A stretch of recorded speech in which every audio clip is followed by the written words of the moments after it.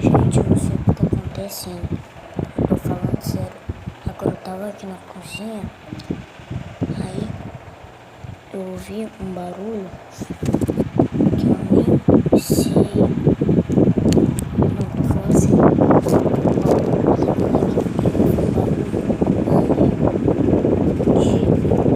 Que eu vi um chinelo, não sei o que que é.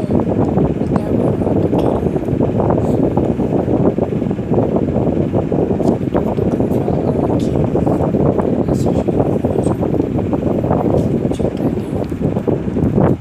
Pra vocês, tá aí nesse quarto.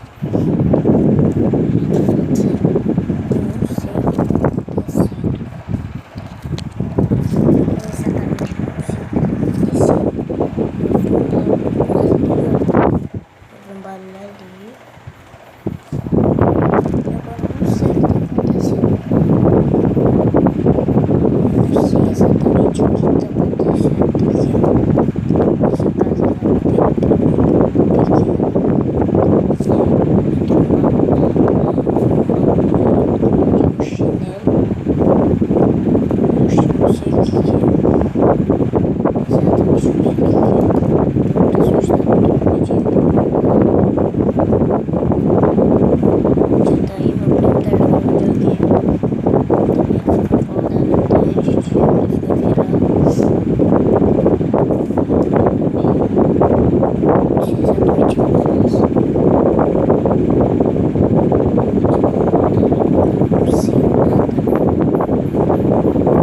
Se inscreve no canal e deixa o like.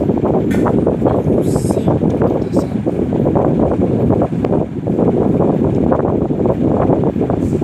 Já são 1h20.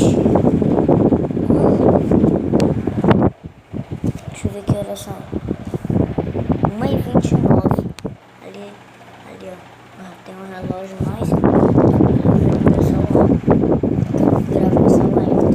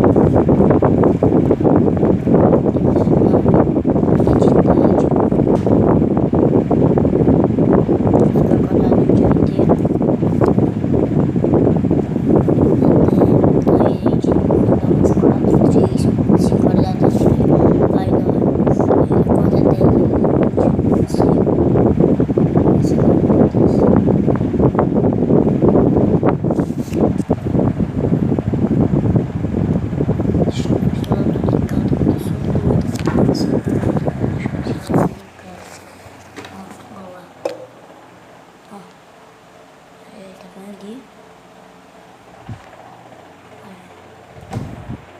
Ele tá no banheiro. Ele não gosta que ninguém filme ele.